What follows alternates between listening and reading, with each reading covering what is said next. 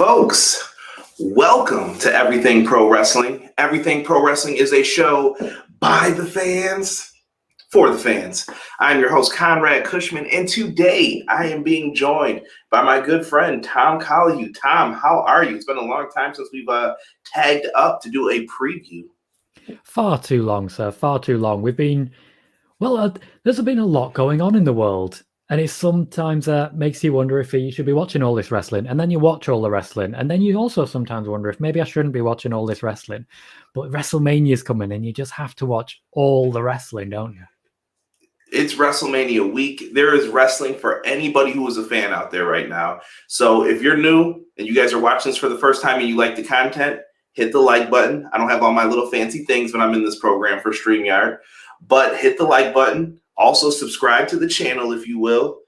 And last but not least, if you're watching it after the fact, leave a comment on the YouTube videos. It helps tremendously in the YouTube algorithm.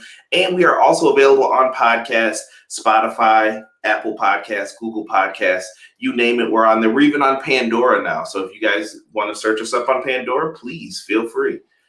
Tom, you have a lovely stream coming up after this as well, don't you? I do. I will be doing a live stream on Twitch. That's twitch.tv/Tom Collihu, just my name as it's spelt there. And I will, because it's the Hall of Fame, I'm not sure what action there will be to cover. So I'm looking for tips from the chat as much as anything. My plan essentially is to put on a bit of a suit, or at least a t-shirt and a tie, and then essentially mock Seth Rollins as much as possible. But if you guys think there's a better way to do it, you guys let me know. It's rough out there, man. If you've got the drip, I'm expecting to see some drip on this stream if I pop in there. So you've got the expectations pretty high from me. I'm trying my best. Is there a particular Hall of Fame person you're looking forward to that's going in? I think there's quite a few really good names. I was always a Kane guy growing up, to be completely honest. My first match, like the first one I ever saw, was won by Kane and Mankind when they won the tag team championships. That was way back in 1998. Kane's been my guy for years upon years, so I'm very excited to see him. I'm just focused on Kane. The more I learn about Glenn Jacobs, the less of a fan I get, so I'll stick with just being a fan of Kane. Hey, nothing wrong with that, depending on what backstory you want to believe, too, with Kane. I was just listening to something about Kane, and it was like the original story with The Undertaker. Then it changed when he became aligned with like the Katie Vick stuff in 2002. The story just keeps changing, but Kane is a great character in pro wrestling. Definitely looking forward to it. Jushin Thunder Liger was someone I was really looking forward to. Yeah. But this whole WrestleMania weekend's crazy. Like I said, if you're an independent wrestling fan, there's stuff out there for you. If you're in Jacksonville, you're like, man, I couldn't get tickets to this show. AEW has a house show, like their first ever house show, not televised. You can go to that. It's a couple hours drive away, but it's fun. I've been to 2 WrestleManias myself, 29 and 33. Never went back and watched them, but I remember the moments when I was there. Lots of fun, lots of things to do, and it's just fun meeting wrestling fans. I was just going through the pictures the other day of 33. But we're here to talk about the granddaddy of them all, WrestleMania, the thing that made most of us, I would probably dare say 85% of us, even in the chat, a fan today of pro wrestling. Fair to say? WWE doesn't get any bigger than this. We've got a pretty large lineup coming up for this show. Tom, I don't know. How have you been feeling in the build-up, the lead-up to everything before we get into our predictions? Well, if we're going to talk about the quality of build, I first have to ask you a question. Go ahead. How badly can I swear? Be my guest. Okay. As long as it's not demonetizable, I'm okay with it. Usual rule is first 10 minutes. After that, you're fine. So I'll be gentle. The build so far to most of the matches hasn't been very good. To a number of the matches, particularly, I'm thinking about certain matches where the feuds look like they're set to keep going.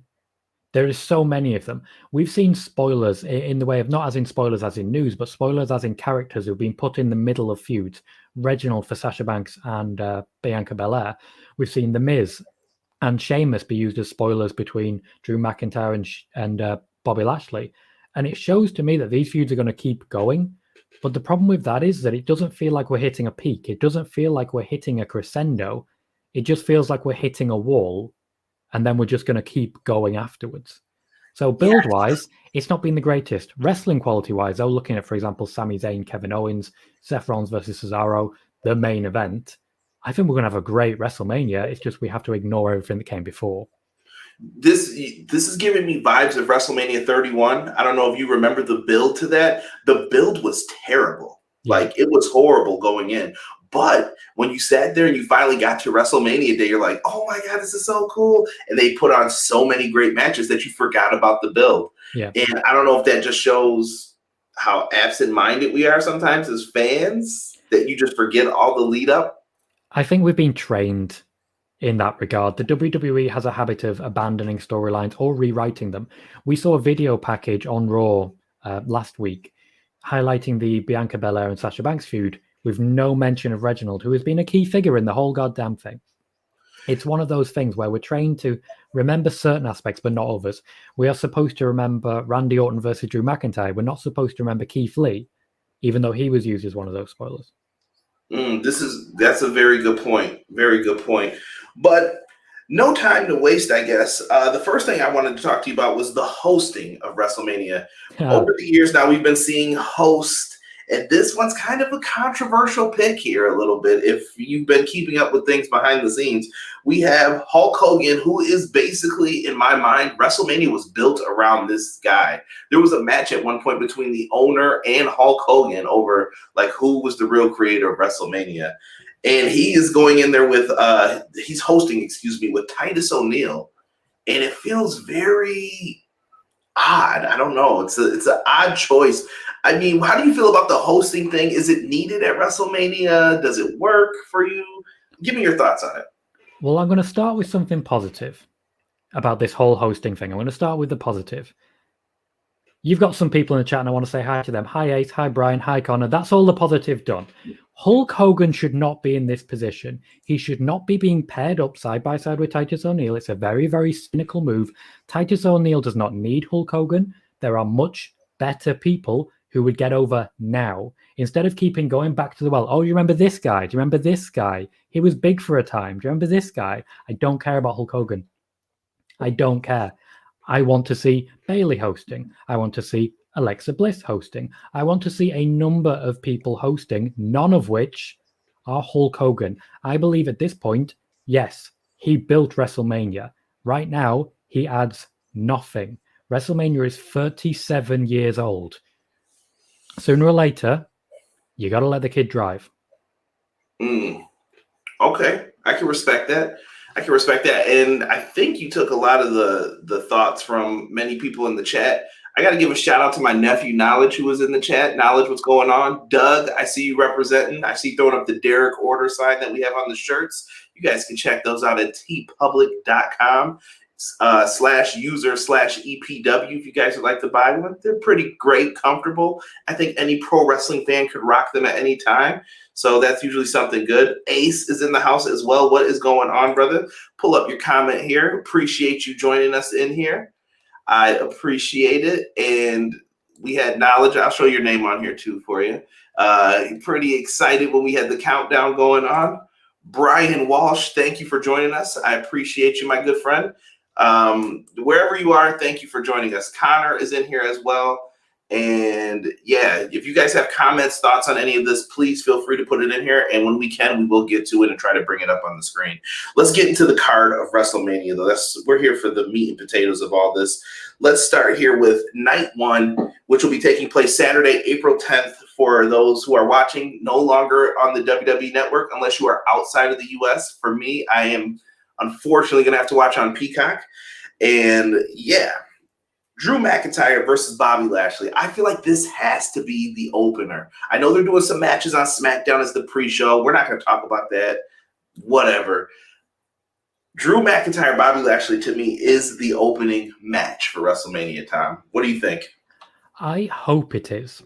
The main reason for this is there's been talk from like WrestleVote and other accounts like that they don't want matches on the pre-show because they want to make sure they have a nice big bump. Hey, Ed, glad to see you. They want that boost. They want that big scream to start the show. So it really depends who's coming out first. I'm very concerned that first person is going to be Hulk Hogan because they just want to get all that positivity around Hulk Hogan. No, Drew McIntyre should be that guy.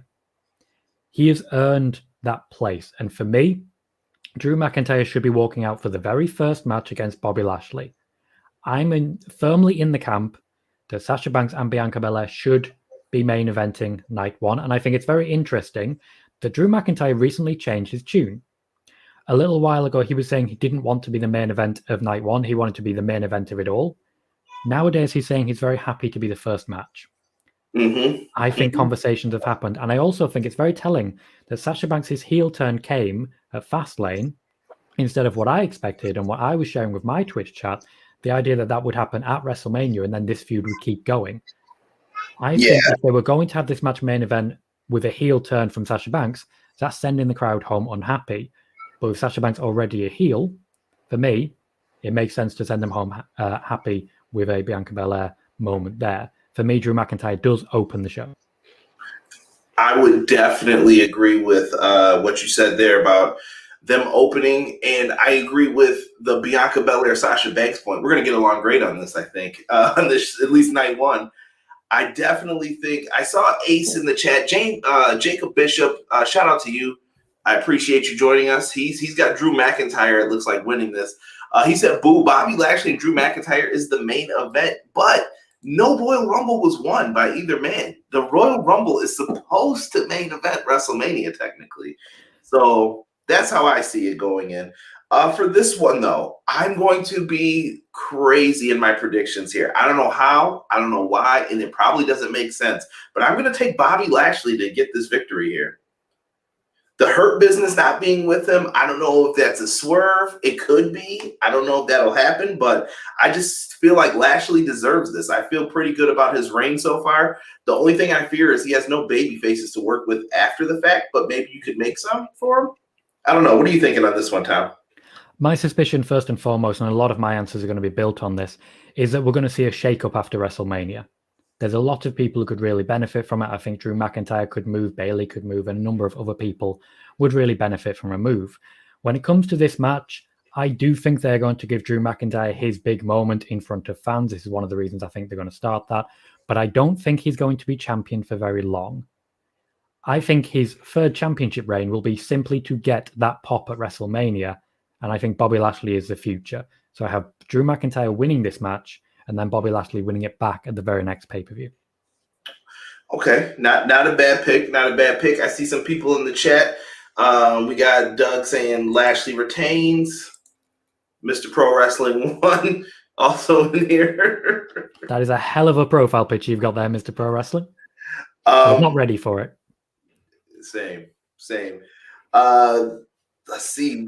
The next match on the list that I have here has the SmackDown Women's title match. But I feel like we'll jump back to that one. Let's talk tag team titles here. We've got the New Day, one of the most decorated tag teams, and this is Kofi Kingston and Xavier Woods version on Monday Night Raw right now, taking on the phenomenal AJ Styles and Omos. Like, what is this?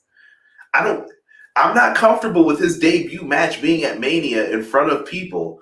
I hope that a lot of work has been put in, and I fear that he won't be taken serious sooner than later now that he's actually getting in the ring. The best position for you in wrestling is to not be wrestling. Don't wrestle. But I don't know on this one. Who are you liking for the tag title match? I feel as though Omos is getting the push that Braun Strowman should be getting right now, in that he's the big monster. For me, it would have been perfect to throw Braun Strowman against Omos. That's a WrestleMania match of its own. But it's a very interesting way that they've built this. It seems like they've just run out of tag teams on Raw, and we just sort of are where we are. For me, AJ Styles will be in this match for the vast majority of it. He'll have a great match with Kofi Kingston. He'll have a great match with Xavier Woods. He'll build up a hot tag, and then Omos will beat the ever-living crap out of both men and win the tag team championships for his team. Oh, okay. I'm going to go with the idea that the New Day retain here. I'm going to agree with Mr. Jacob Bishop in the chat. I think New Day finds some way to pull this out, and I think maybe we could see the beginnings of AJ and Omos disintegrating a little bit. They've gotten along too well so far in the beginning of this, and I feel like AJ's such a good wrestler, he doesn't need him. It's a weird thing. I just feel like he doesn't need a bodyguard or anything. I always find it very interesting how AJ Styles on SmackDown is top-level world title talent, but AJ Styles on Raw is struggling to get into a tag match. I just don't like how they treat AJ. And you know what? I think it's a heel thing too. When AJ's heel, he feels more mid-card for the most part. Yeah. And then when he's a baby face, he's at the top, like, oh, everybody's behind him. Shout out to Chris DeZuba in the chat. Another one throwing up the hand. I love it. What's going on, Chris? Good to see you in here. Ace says he's got AJ Styles and almost retaining. Somebody brought up Braun Strowman won the tag titles with Nicholas. It was Nicholas's debut. He's right. Nicholas is coming back. I'm telling you. Nicholas what a career is fighting Harvey's kid. It's happening at Mania. That'll be the follow-up. It'll be AJ and Omos versus Braun Strowman and Nicholas. Ace is calling. He says it's Grand Slam AJ time. So we'll have to see what's going to happen in that matchup. Things to look forward to, though, on night one. Next up, we have a steel cage match. It's Shane McMahon versus Braun Strowman. This one has been built around which way did he go? Which way did he go? Exact same story. Yeah, it's Braun's a big dummy. I read his report card to embarrass him. Made up report card. Shane McMahon is trying to get heat on himself for this. And Braun Strowman, I feel like they're trying to fix him and get him back to where he was.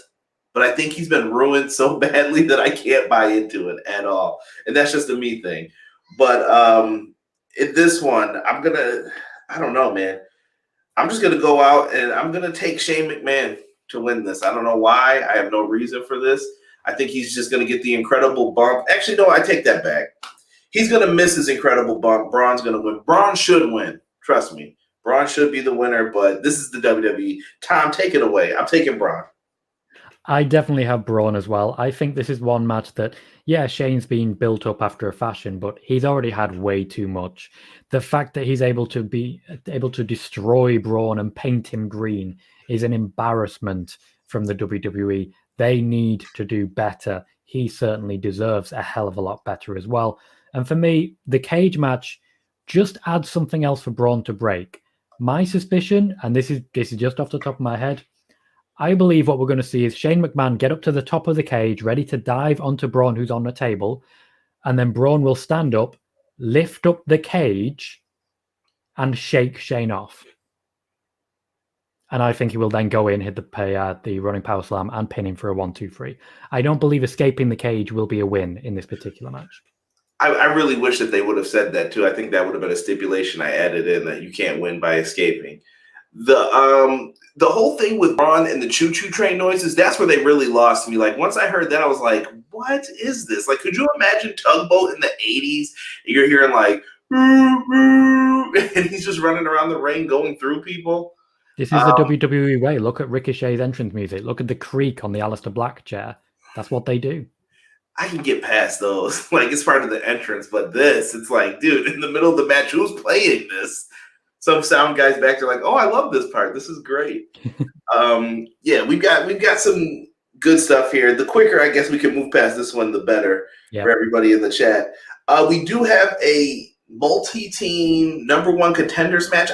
I think it's tag team turmoil. It is tag team turmoil. So this is gauntlet style then, right? Yes, they've only announced 4 teams, but it is gauntlet style. Tag team turmoil is literally a gauntlet match, but with tag teams. Let's look at the teams we got here. Lana and Naomi, new team. I like them. They both dance. They like to do the TikTok stuff. It works for me. Most people are like, oh, I don't like this team. I love it. I think it works. I said they should have put them together for a little bit. You've got Tamina and Natalya, the daughters of Superfly Jimmy Snuka, Jim the Anvil Neidhart. That kind of works too. Wrestling heritage. I get it. Mandy and Dana Brooke. You're trying. I thought Mandy had much bigger star potential when she was doing the Otis thing on SmackDown. So not a fan of where they've went with that. And the Riott Squad, I think they have a great look to them. And I'm surprised that they have not wanted to put the tag team titles on them. They have the look, but maybe it's the long-term payoff for this. Who is your favorite right now to win this? I don't think we've seen all the teams that are going to be in this. Now, I did do a prediction video, a prediction recording for the PW Torch Wade Keller podcast, the flagship free podcast, and that is released today, but I recorded it on Saturday, so we didn't have all the information as to what this match would be. When it was just 4 teams, my suspicion was Mandy Rose and Dana Brooke. However, the moment featuring Billie Kay on Raw is quite telling for me. I suspect Carmella will turn her down, we will see Carmella and Bayley inserted as a tag team, and I believe they will win. But there is also a really quite infuriating part of me that really wants that to be the big payoff, and then Billie Kay to find a tag partner. Now, I don't know who. I mean, has she met Peyton Royce, maybe? I think you have to put the Iconics back together. For the love of Josh Robinson, you have to put these two back together. I have to just say that. Like, listen, when they won the tag titles at, was it 34 or 35? My head hurts now. Like, I believe it was 34. When they won the tag titles, I was the number one, like, yo, they suck. Why would you do that? This is a big mistake. But I will say this. I think splitting them up was a bigger mistake. The Iconics as a duo. I know that it worked with Nikki and Brie Bella, and I think you could make it work with some of these other women that get paired together in NXT. They have such great chemistry that it just works. And I think that's the stuff that hurts, like Dana Brooke. When Dana Brooke was in NXT, I saw no issues with her. And then it seems like she got exposed when she got called up. And I'm like, ugh, that really hurts her. So in this one, I would love it.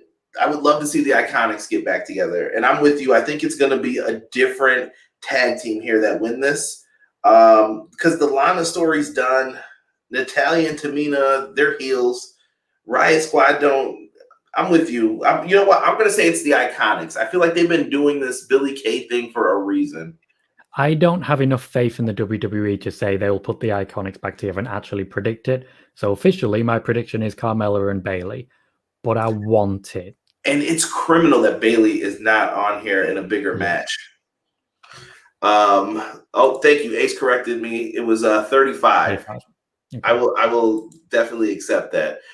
Jacob Bishop has taken Liv Morgan, Ruby Riott, and you make those tug boy noses too well. I was a big Natural Disasters fan, Doug. You leave me alone. But yeah, bring the Iconics back together, like Brian said in the chat. It's the right thing to do. That's what I want. Let's talk about one of the celebrity matches. Bad Bunny. A lot of people have been talking crap about Bad Bunny. And Tom, I think you have a great outlook on the celebrity involvement at WrestleMania this year, because I think it's very strategic and very smart to include them in on this. And I'm going to let you take the floor with this, but the new matchup is The Miz and John Morrison will take on Bad Bunny and Damian Priest, a tag team matchup that I think will have a lot more eyes on it than people think. But go ahead, Tom, take it away. This is one of those wonderful moments where I am going to plug my Twitch again, twitch.tv/Tom Colahue, because when the initial match between The Miz and Bad Bunny was announced, the original plan was, of course, this tag team match. But as I was able to say there, the injury to John Morrison is what prevented this. He has had a lower back injury. He's now being cleared, so we now have a tag team match. My expectation is still exactly the same. I think it's fantastic that the WWE have been able to, one, go on to Peacock, which exposes them to a whole new range of viewership, but also they are bringing in Bad Bunny, Logan Paul, people who will guarantee bring in millions of young viewers, even just to the YouTube videos. And you can see this on the WWE YouTube. Yes, not just money. The future of viewership is being guaranteed by having them there. I like that you are all too prepared for that. For the match, for me, it's exactly the same as it would have been solo. Damian Priest beats the hell out of The Miz and John Morrison, and Bad Bunny pins The Miz to win. That's simple.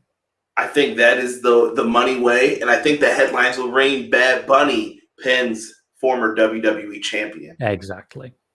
Tom, we're right on point with this. I'm going to kick it to the chat here for a second and let you guys take part of the show, because it's a show by the fans, for the fans, more than a tagline, folks.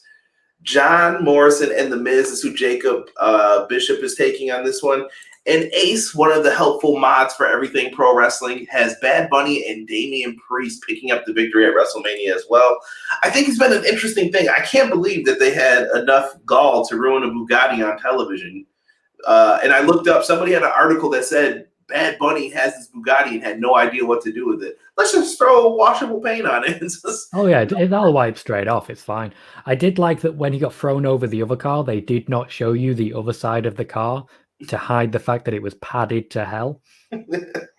Yeah, you got to be careful. You don't want to mess up someone else's moneymaker, you know? Oh, And no. I'm not talking about his face. I'm talking about someone else who has that contract. They're like, yeah, we need that money. So please do not hurt this man. But I've respected his dedication to it. I heard that he actually moved down to the PC for like, was it 3-4 weeks? He's been down there practicing, training. That's respect. Like, I know a lot of wrestling fans like gatekeep the industry a little bit. They're like, no, you're a celebrity. We don't want you here. Go away. But I think if we open our arms to these guys a little bit more, you'll see, like, we got to try to make wrestling cool again. We want casual people to come watch this and enjoy it and try to understand it. I think by and large, Bad Bunny has been embraced. I remember when I first mentioned this, I put it on Twitter that Bad Bunny was his work was really well received backstage, specifically getting the 24/7 championship on Saturday Night Live. The WWE were thrilled with that. I remember saying this probably won't surprise anyone. This might not be big news, but people are loving Bad Bunny backstage. And then a couple of weeks later, you see pages upon pages from these wrestling dirt sheets. WWE love Bad Bunny. Vince McMahon is having a great time. They're all profiting from this. I should have got more in there, man. I should have got more in there. WWE are loving what Bad Bunny is doing. The dedication is incredible. And honestly, I think the WWE universe, as it were, by and large, has really embraced this man. It'll be interesting to see how a crowd reacts to him at WrestleMania, given that this will be primarily wrestling fans rather than primarily Bad Bunny fans. Right. And I saw Doug had put in the chat, shaking my head at it. Listen, I think if it makes sense and it's the right place, it works. So this will definitely be great. And Josh Burton, we're going to have to end this one on him with the line of the show. Big shout out to Josh Burton, Everything College Basketball. If you missed the finals to March Madness yesterday, you got to go to Everything College Basketball on Facebook. My boy Josh has you covered, telling you about the big, I consider it an upset victory yesterday. But Josh was telling everyone this beforehand because he is a huge basketball fan. But he says Bad Bunny with the hip-hop drop for the dub, and I love it. Grandmaster Sexay would be proud of that. Another match I'm looking forward to on night one, Cesaro and Seth Rollins, the Drip versus the Swiss. I'm loving it. This is going to be a really good match, and I'm hoping, Tom, that this is the big change for Cesaro. I thought that, though, 7 years ago at WrestleMania 30 when he won the Andre the Giant Memorial Battle Royal. What do you think of this matchup, and who do you have winning this one? Well, this is one of the very few matches I've ever seen, which is all about swinging. Literally, I've never seen any more focus on swinging in my life. I think they're going to try and break a record. I think Seth Rollins is wanting to be swung desperately badly by Cesaro. And I think Cesaro is up for that. I don't see Seth Rollins coming out of this one with the win. I think he is desperate to put Cesaro over. And I think when it comes to Seth Rollins, he's in a sort of backup champion mode at the moment, whereby whenever they need him, he'll step up, similar to how Randy Orton's been over the last decade, to be completely fair. It's one of those things where Seth Rollins can step into anything, but right now, he can put people over. And he's definitely going to do that in my eyes. Cesaro, for me, takes the win here and goes up against the Universal Champion, whomever that may be. Yeah, that's a real good way of putting it. These guys go way back to, if you guys know the name Claudio Castagnoli, that was Cesaro in Ring of Honor. Tyler Black. I told you I went to a WWE house show. I probably mentioned this a bunch of times, but he was on the dark match before the show had started, and I saw him afterwards, and I was like, hey, man, I love your work in Ring of Honor. And he was like, oh, thank you so much. Very grateful. Probably in a completely different world now, years and years later. But these two are really great, and I do think Cesaro deserves this. He's put in a lot of work over the years, and I think Cesaro is one of those Eddie Guerrero, Chris Benoit type of guys where it's like his work shows in the ring, and I think fans will always respect him for that. And I think you can give him a WrestleMania moment that he desperately deserves. This is his first singles match at WrestleMania. I never even noticed that. He's been in tag team so much that he's never had a singles match. I've met Cesaro and actually interviewed him about a year and a half ago. I asked him specifically about what Vince McMahon said on the comments on the Stone Cold Steve Austin podcast about there being a disconnect between Cesaro and fans. The way he explained it, the way Cesaro answered the question was essentially to say, I'm Swiss, I'm used to climbing mountains, I'm not going to stop now. That's the right attitude for me. And that to me says everything you need to know about the man. Yeah, I'm taking Cesaro for the win here as well. Very happy to see this for Cesaro. And last but not least, the main event of night one. Let's get into it really quick. We've got the boss, Sasha Banks, defending the SmackDown Women's Championship against Bianca Belair, the winner of the 2021 Women's Royal Rumble. This should be a tremendous matchup, one that I'm looking forward to. Two of my favorite women in the company right now. I've always said Sasha is my favorite horsewoman. I don't care what anybody says. She's just always been my favorite. And then Bianca Belair is on that other side of someone who I always said she couldn't be NXT champion once she lost that match to Shayna Baszler. I said she's not ever going to get it, but she will be a WWE Women's Champion one day. Mark my words. And I think tonight is the night. I'm taking Bianca Belair to win this. Tom, you can run with this one. Tell me your thoughts on the feud and who you got winning this. I think this is a feud that keeps going. I think Sasha Banks will be putting over Bianca Belair for a while, and I think that's how it starts as well. My belief until recently was that Sasha Banks would go in as a face, turn heel after losing to Bianca Belair, and that would be how that continued. Bianca Belair essentially getting beat down by Sasha Banks in a AJ Styles versus Shinsuke Nakamura moment, just maybe without the low blow, because it doesn't quite make sense in this context. For me, all of this has been building to Bianca Belair taking that win. All of it. The entire build has been about Sasha Banks and Reginald. It's been about Nia Jax and Shayna Baszler. Now we've moved past that. Now we've finally got to the point where it's just about two women who want to be the best. And when two women want to be the best, the good guy always wins. Bianca Belair for me. I like it. And listen, I'm a Boss fan. I see some people in there. Tokyo Rockstar has joined us. Shout out to him. Jocelyn has also joined us as well. Thank you, Jocelyn. Some people are taking Sasha, and SummerSlam will be Bianca's win. Tokyo saying he's got Sasha. There's a lot of Sasha. I'm surprised by this. I thought everyone would be Bianca. If Bianca Belair wins at SummerSlam, this will have been a 7-month feud, and I'm already getting bored of it. That's the concern I have these days with WWE. But like you said, though, there's got to be a shakeup coming soon too. Yeah, I think so. So this could be an opportunity to move Sasha around, and I feel like I don't know. It goes back to the heel thing with Sasha. I feel like a heel turn's coming after this too. It may not be WrestleMania, but I think they're going to cement it the next night on SmackDown or whatever it is, the next show she's on, where it's like, you know what, I'm turning. Boom, I got you. I want a rematch. And then they could set up something like that as well. It's interesting that the Thunderdome are already piping in boos whenever Sasha Banks is on screen. Yeah, that is true. That's probably part of the plan. But it's going to be interesting with fans back in attendance to see what the reactions are for some people. Yeah, there's a few people we're going to be talking about later who WWE are definitely expecting to get booed, and they ain't gonna. Let's get into night two a little bit here as we go through. Thank you to everybody who has joined us. Tom is the guest here. Tom will be doing a stream on his Twitch channel after this for the Hall of Fame. Come in there dressed to impress, ready to talk about all the Hall of Fame action. Tom's got you covered, so make sure afterwards you guys head on over to his Twitch. I'll let Tom plug it real quick.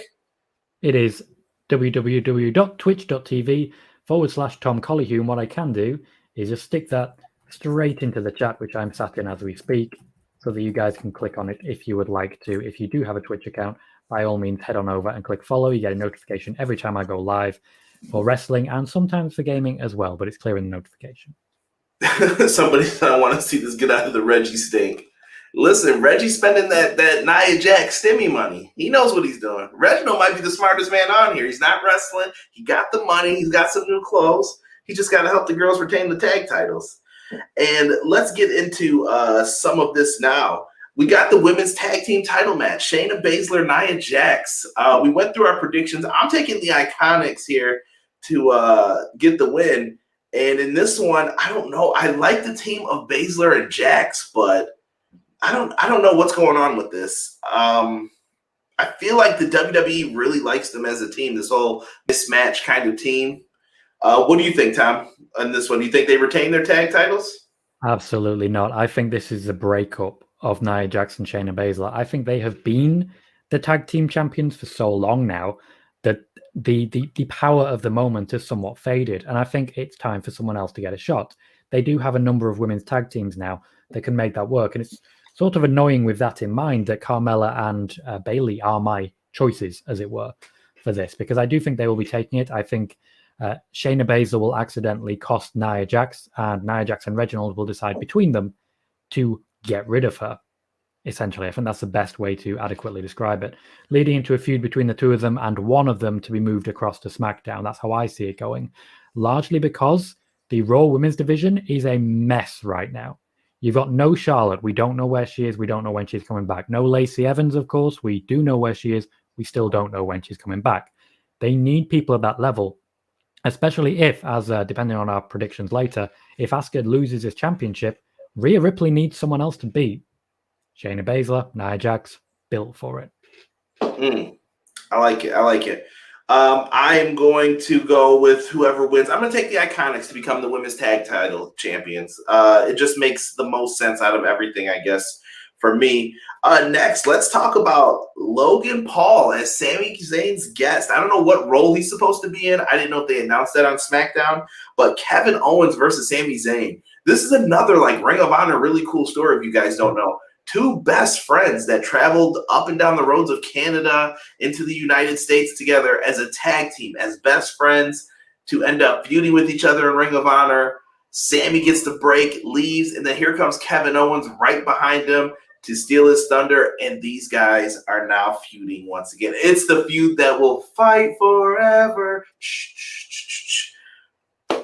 Logan Paul, I don't know what his role in this is going to be, but Kevin Owens and Sami Zayn, this should be a good one. Tom, I'm going to let you kick this one off.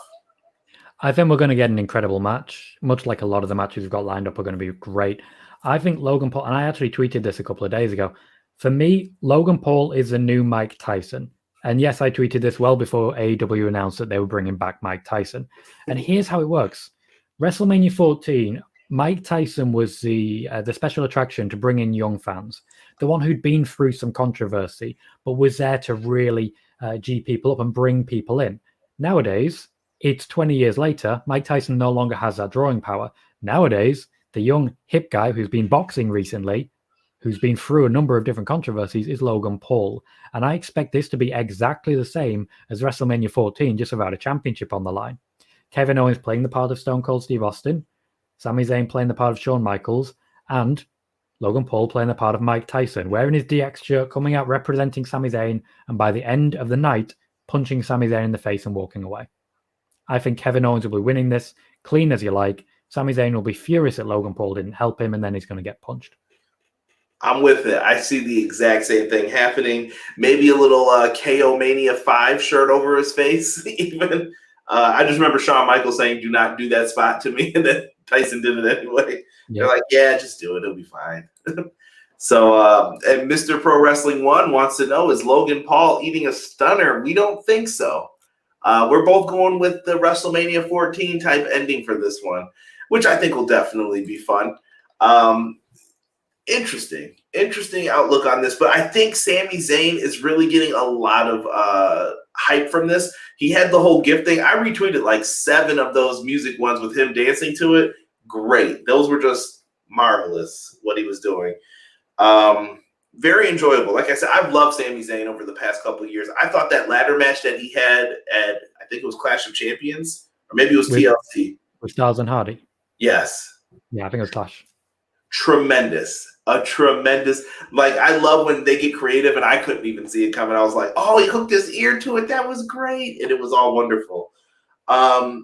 Next matchup, let's talk about the Nigerian drum match for the Intercontinental title. Let's talk about trying to push things, guys. Jeez Louise. I don't think you needed this to happen. I don't think you had to have it where it was a Nigerian drum match. I thought they were going to go strap match when he first was talking, they're going to do a strap match against each other.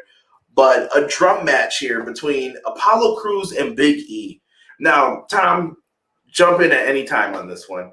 I think that Apollo Crews has to win this. He has been taken as a joke. He's had several shot after shot after shot. And at this point, I think Apollo Crews needs that title more than Big E does. To me, Big E, we're looking towards the future with him. Big E is going to be someone who we need to build up for the World Championship.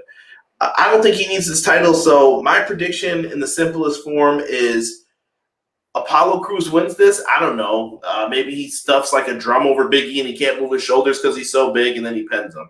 I've got nothing here, but he's going to find a way to win this. And by the way, for the record, can we please have Prince Nana from Ring of Honor as his manager with this accent? It would be money. I'm telling you.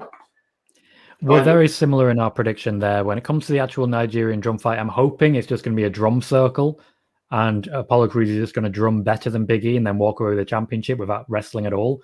That would just make me laugh, but fans would hate it. But I would laugh. And that's the most important thing. For me, it's overdue that Apollo Crews wins this championship. Far, far overdue. It should have happened months ago at this point. We were told by so many wrestling sites that Big E was going to get a huge push. And it's been so weak already that we don't even want it anymore.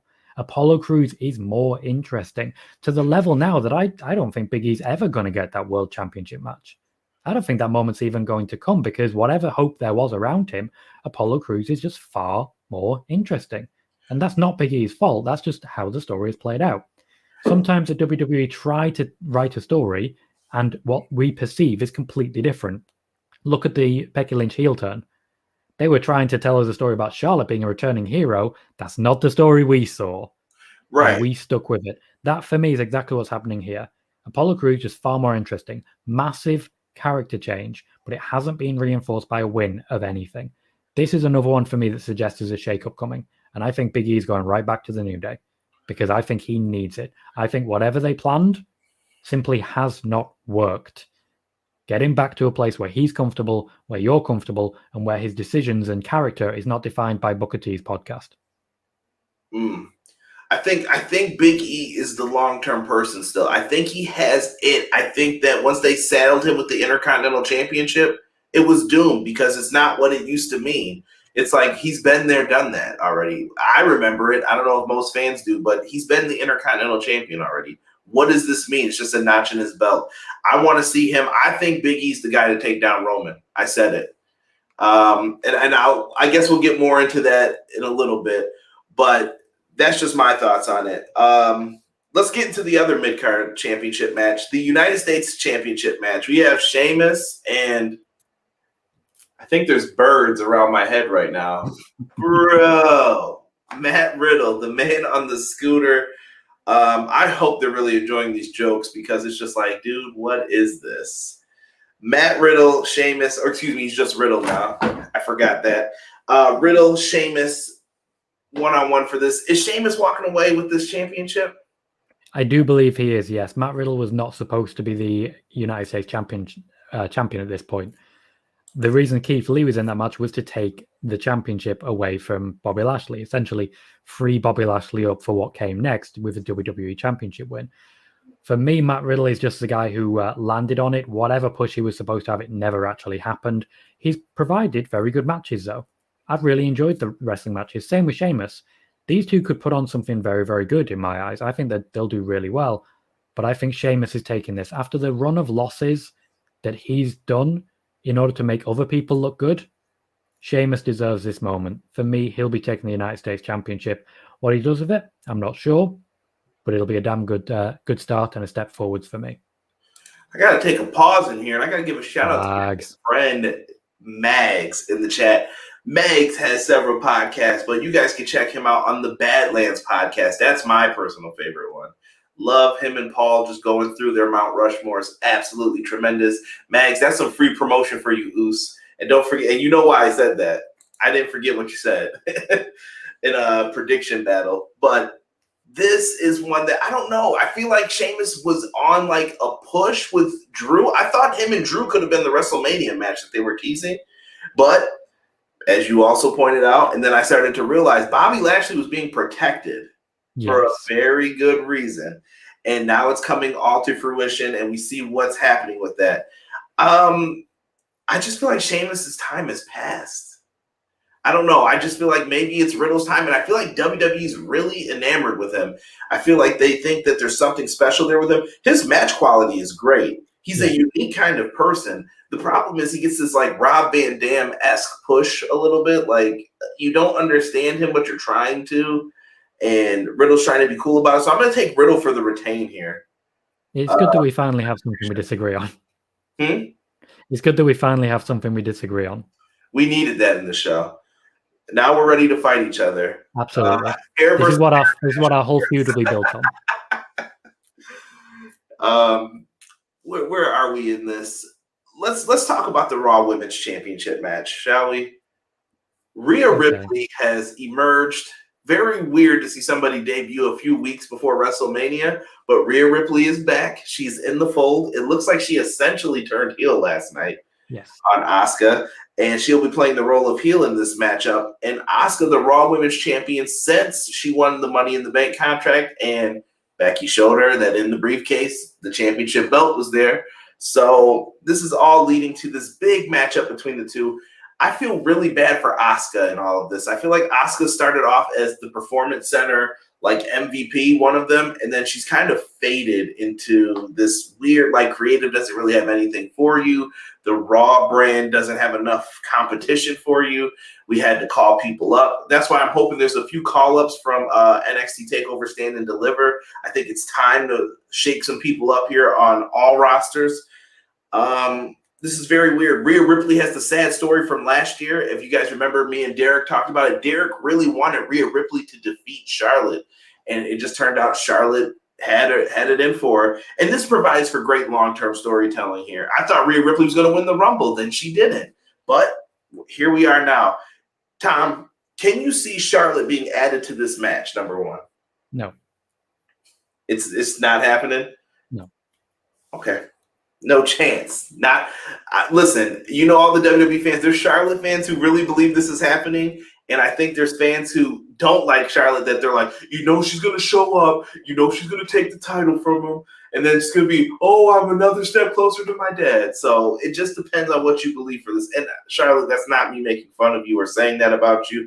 I'm just saying this is what I've been reading online from people. So you say there's no chance of this happening. A lot of people have very, very strong feelings about Charlotte Flair one way or the other. The way I see it, they would not just announce Charlotte Flair on the day because it's WrestleMania. They need to promote these matches, and Charlotte Flair is over. She is a draw. She would bring eyes. The fact that they are not promoting her says to me that she will simply not be on the show. There is a number of reasons for this, most of which I won't go into. When it comes to Rhea Ripley, though, the fact that she's being used in this way really screams out to me that there is something very wrong with the Raw Women's division at the moment, particularly the booking. Asuka's championship reign has been really badly booked, like really badly booked. The amount of clean wins she has had, I can count on one hand. When she finally beat Charlotte, it was a huge, tremendous victory for her, except for the fact that Nia Jax had already injured Charlotte. And there's far more that we can cover in that regard as well. It's a very difficult position for Asuka to be in, considering she's lost matches because she's been dumb. She's lost matches because of Kairi Sane. She's lost matches because of anything other than wrestling talent. She just hasn't been a good champion, and it's not her fault. She was feuding with Zelina Vega. We were hearing great things. Oh, Vince is going to push Zelina Vega towards the championship. Oh, she's fired. And it's just things that completely undercut the loss of Lacey Evans, the loss of Charlotte. Asuka's opponent now is Rhea Ripley, and Rhea Ripley essentially has been the backup. For me, if there was a women's battle royal, that's where Rhea Ripley would have been debuting. That would have been the debut for me. Then after that, she goes up against a Nia Jax, a Shayna Baszler. SummerSlam, she gets to Asuka. But we are where we are now. I wanted Asuka to get her win back against Charlotte, but we are where we are. For me, Rhea Ripley takes this, and Asuka hopefully goes to SmackDown, where they can actually book women's feuds slightly better. Yeah, I'm just hoping that we get a little bit more out of this. It's cool, I guess, to see Rhea Ripley as a heel again. Maybe it's nice, but she had a lot of momentum behind her. She had a lot of fans like really digging her in. When Rhea Ripley debuted at NXT proper against Shayna Baszler, the expectation was that Rhea Ripley would get booed. It didn't happen. It's not going to happen this time. It's Rhea Ripley. She is far too good to boo. It doesn't matter about anything else. I'm a huge fan of hers, and so are so many other people. You can call her a heel all you want, but then you look at her and you look at the entrance she's going to get. This is someone with massive star power, and the WWE know it. And that's what the WWE are telling us. They can tell us Rhea's a heel all they want. They're also telling us she's amazing, and you need to cheer her. I can definitely get down with that. I'm going to take Rhea Ripley for the victory here. I just think Asuka's time is up. She kind of needs a pause and maybe a little bit of a, I won't say repackage, but just a pause for a little bit, at least on this brand. I guess we'll get into, I call this like a double-header main event because I don't know what they're going to do with this. Randy Orton will be taking on The Fiend, Jason X style. I don't know what version of The Fiend you want to call this, with Alexa Bliss. Some people thought this would be a cinematic match, but once we found out there were fans, I feel like you can't go that route anymore with this. But I feel like you could do something very cool with a video package to get a different version of The Fiend, or even maybe bring back Bray Wyatt's character before this. I always call it the character from Red State, kind of the preacher type of character. You can go back to that as well. They have options, I think, with this. I don't think it's just clean cut. You're going to get that burnt version of Bray. What do you see for this one, Tom?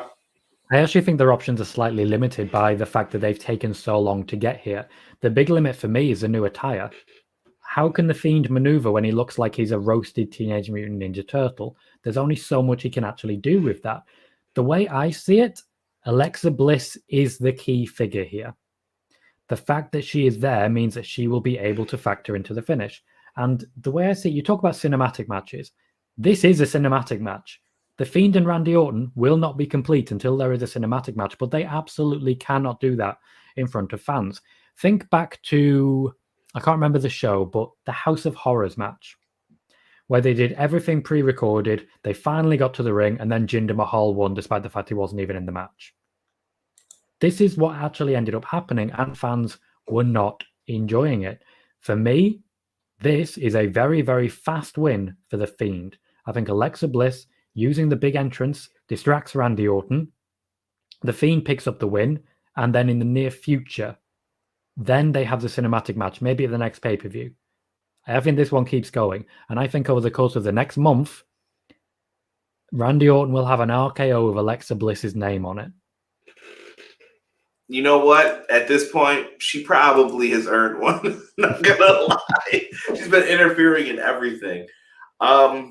Yeah, I don't know what's the next turn or what you do with these guys after the fact with this one. But like you said, I do feel a cinematic match is coming, and maybe this will give Randy some time off. He's been doing great work. I think Randy Orton is really showing like he's really good. Like when you doubt him or you're like, his promos aren't that great. No, he's really good. He knows what he's doing, and he's working you. So it's tremendous. I got the Fiend winning this one. I don't see why else you would be able to take it. Brian Walsh is giving props to Alexa Bliss. She has been great in this role. Yeah. Alexa Bliss has done her thing in this one. Interesting. Like I said, I think I'm with you on this one. Sometimes WrestleMania isn't the end of feuds. It keeps things going. And I think this will be one of those feuds that you can do that with. I also feel I should point out Randy Orton actually has a limited date contract. So the fact that he's been working all the way through this suggests that there is going to be quite a bit of time off in his near future. See, this is why he's on the show, folks. He knew that. I did. I had no clue that he had limited dates. Makes sense, though, after he signed. What was his first contract for, like 10 years? Yeah, something like that. Ridiculous. Main event time. We've reached the pinnacle of the show. Mark Reviews, thank you for joining us. Hey, guys, Team WWE's in the building. Let's go. I appreciate you joining us, Mark. Thank you. Let's talk the main event here. We have a triple threat match that was forced by everyone's favorite babyface. Yes. Daniel Bryan has entered himself into this. We also have a WWE Hall of Famer, the Rated R superstar Edge, who's on the brink of losing his mind, which I already think he lost. And we have the big dog, my favorite, heel Roman Reigns. I just love the arrogance, the jerkness, the Paul Heyman with him, just the sleaziness. Cousin, we're not going to be able to eat if I don't have this. We're not going to be able to eat. You're getting paid. Like, he's just sending them out there. And I think Jimmy Uso is soon to be in the fold on this, too. I think Jimmy is going to be joining. This should be a tremendous match. This could be a triple threat match of all the WrestleMania triple threat matches. I think these three have the potential to do this. I really like this match. I said it before. My prediction is Roman Reigns to win this still. But I want to hear from you, Tom. What have you thought of the build-up for this? What happens kind of afterwards with people in your prediction? The fact that they tried to push Edge as the babyface here is, for me, that goes down as one of the greatest failures of WWE booking of all time. How could you think that Edge was going to work as a babyface against Roman Reigns? There is no history. There is no story. These two have never connected in basically any way. And Edge has always, for me at least, been a better heel. The only thing that kept him a babyface was that Randy Orton was more detestable. But he's not against Randy Orton. He's against Mafia Don Roman Reigns. And Roman Reigns, for me, is going to get one of the loudest cheers of anyone at WrestleMania. They're going to be piping in boos to try and counter the fact that he is so beloved, not just because he's a great heel, but also I think a lot of people are going to be patting themselves on the back, basically saying, yeah, we always knew he'd be a great heel. We always knew. We love this guy. We're right. And celebrating themselves a little bit. This is heel Roman, and this is the Roman that actually finally fulfills the prophecy of McMahon. A WrestleMania main eventer who actually deserves it, who actually should be in that spot. No one else should be there. Edge, for me, completely failed in his role until Daniel Bryan got involved. Edge, for me, is Batista in 2014. He's come back in, all the hope pinned on him, and he has completely failed. Not on him. He literally walked around backstage bullying Daniel Bryan for weeks. That's your babyface? Daniel Bryan will continue to be Daniel Bryan. And I know Edge is currently the betting favorite, but there is no question at all for me. The feud right now is between Edge and Daniel Bryan, and they can continue that, but Roman Reigns will retain the championship. I think he will keep it. He will beat Cesaro a couple of times, and then it'll be Seth Rollins at SummerSlam. And I think it may be Seth Rollins who takes the championship, but for me, the end game for that championship is still The Fiend. So you think it winds up back on The Fiend some way, somehow? I think eventually we're going to see a return to the Roman Reigns-Bray Wyatt feud, which has been sort of the perfect rivalry for the two of them. And the split was perfect timing, too, to where he wouldn't get his rematch for a title he technically didn't lose. Mm-hmm. You have something built here. And you also have some stuff that you can go back to. Drew McIntyre, Roman Reigns, another great matchup that you could go to. You could even do something with Jimmy Uso on his return if you wanted to even have a little bit of a fight beforehand. You can do so many things with this, but I think it's Roman Reigns' time, and you're going to have to build someone up to beat this guy. And I'm okay with a long title reign for Roman Reigns. I'm cool with it. I'm here for it. Let people get their chance. Let them main event and do their thing here. But WrestleMania is going to be tremendous, guys. We are going to be live on the channel afterwards for this. We've got a busy week ahead of us. So don't forget, tonight we have it. We had this going on, the preview and predictions. Tomorrow, we're going to review AEW Dynamite still. Got to get a little bit of a pause break from the WWE. We will have our Dynamite review stream as we always do every Wednesday. Thursday, after NXT TakeOver, we're back here again reviewing that show. Friday, I get to take a little breather, and then Saturday, Sunday, WrestleMania reviews after the shows. Hopefully, you guys can join us for those as well. I appreciate you guys. Thank you, Mark, for sharing it. But Tom has a stream going on after this. Tom, this is your time, baby. Tell them where you're going to be. Tell them what you're reviewing in your stream on Twitch. I appreciate you for coming on here. Let me say that now, too, before I don't get an opportunity to. Well, I'm currently in the midst of a 9-day watch-along-a-thon with also my usual gaming streams involved. So about an hour from now, I will be booting up ready for the WWE Hall of Fame. I'll put a tie on. I might be wearing a tie and an Alexa Bliss t-shirt, but I'll look fancy as hell, so who cares? And that will be today's stream, which will run through the entirety of the Hall of Fame. That's at twitch.tv/Tom Colahue. I'll also be covering TakeOver, SmackDown, WrestleMania, Raw, and NXT every single night. And that's over here in the UK. So they start at 1 a.m. Great for that. Also, if you're into gaming, on Thursdays, we will be playing the Final Fantasy VII Remake, and we'll be doing some other things along the way as well. You can, of course, follow me on Twitter at COLOHUE, or my own personal YouTube as well. Tom, I don't think we could have timed this any better. Thank you to everybody who was in the chat letting us know what they thought of the show, what they're looking forward to, giving their previews and predictions on things. Thank you guys so much. I appreciate every single one of you who stopped in to show us some love. Make sure that if you guys are in here, go just check out Tom's stream for a little bit. Even if you could just pop in there and just talk about maybe your favorite Hall of Fame inductee. Let them know you're there. Give them a subscribe and then check them out whenever.